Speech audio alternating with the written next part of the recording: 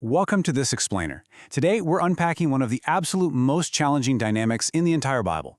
We're going to look at how God can be both an absolute sovereign ruler and, at the exact same time, an incredibly merciful, righteous judge. Listen, if you've recently come to faith and you're already hitting some really difficult seasons, this topic is definitely going to hit close to home. So through a really careful look at the source material, we're going to bring some much-needed, comforting clarity to this massive theological intersection.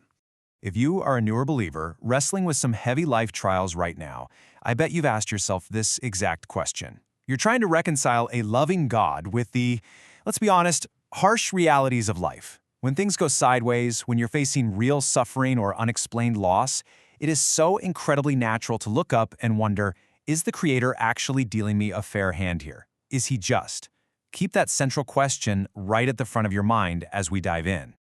Okay, let's jump straight into the seemingly harsh, what we call hard saying about Jacob and Esau, because man, it instantly forces that question about fairness right into the spotlight.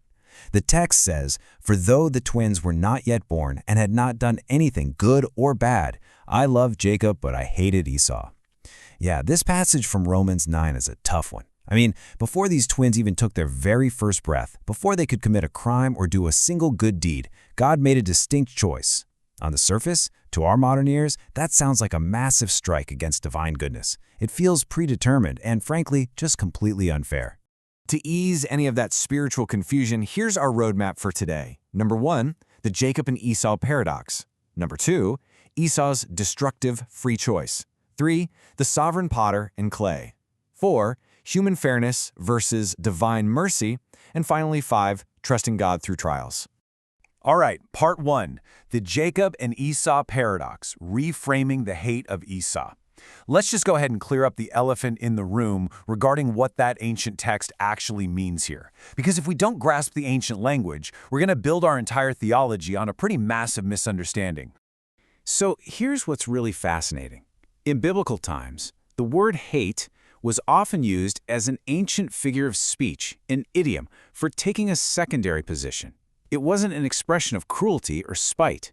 We actually see this later in the New Testament when Jesus says you have to hate your father and mother to follow Him. Well, He obviously isn't telling us to act with emotional malice toward our families, right? He's talking about priority. It's simply a contrast of preference. And you know, that context completely flips how we view Esau's situation.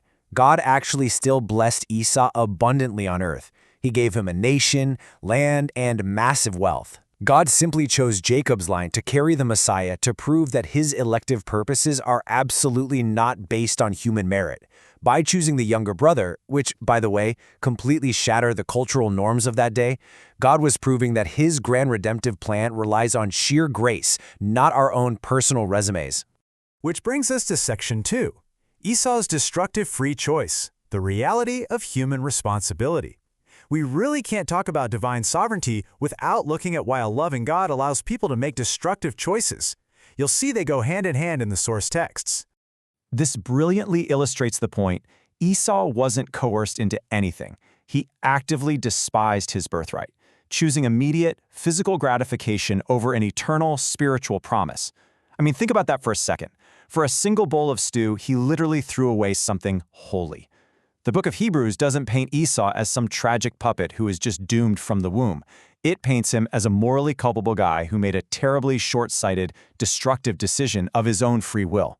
So the crucial takeaway here is that we're seeing two parallel tracks happening simultaneously. You have God's sovereign foreknowledge functioning right alongside Esau's willing, destructive choice. Sure, God absolutely knew Esau's heart from the start, but Esau still walked down that rugged path with his own 2 feet. Nobody forced him to despise his inheritance. And this shows us that human choices deeply, deeply matter, even while God's ultimate sovereign purposes are being fulfilled. Okay, moving to section 3, the sovereign potter and clay, understanding divine right.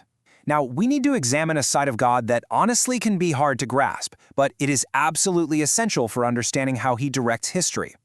This is that majestic, sometimes intimidating side of the Creator. He isn't just our comforter, He is the ultimate authority over the universe. Let's look at this specific verse to see how this builds. Does not the potter have the right to make out of the same lump of clay some pottery for special purposes and some for common use? Picture an artist in a studio holding a lump of clay. That artist has the absolute, unquestionable right to mold it into a beautiful, priceless vase or just a simple everyday bowl. In that exact same way, the creator of the cosmos has the absolute right to direct the flow of human history for his specific, redemptive purposes. But listen, recognizing the potter's absolute right isn't meant to make you live in fear. Actually, it's meant to teach us profound humility. It's acknowledging that his goodness includes the infinite wisdom to direct history toward his specific end. It's a bit of a reality check for us, isn't it? We naturally tend to view ourselves as the main characters of reality, but we aren't the protagonists of the universe. God's glory is the center, and when we finally accept that, the pressure completely comes off us, and we can just trust in the master artist's design. That leads perfectly into Section 4, Human Fairness versus Divine Mercy. This is where those parallel tracks finally meet.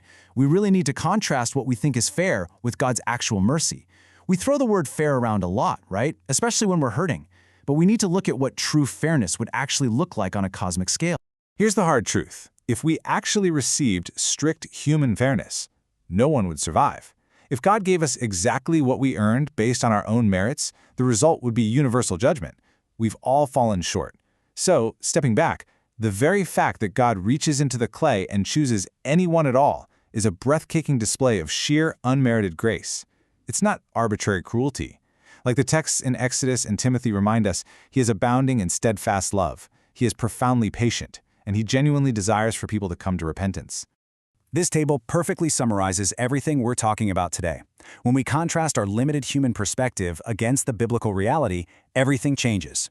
Through our human lens, we see doom, we see unfairness, and total loss. But when you zoom out to God's perspective, we see a God who proves his grace, extends profound mercy, and allows humans to make genuine choices.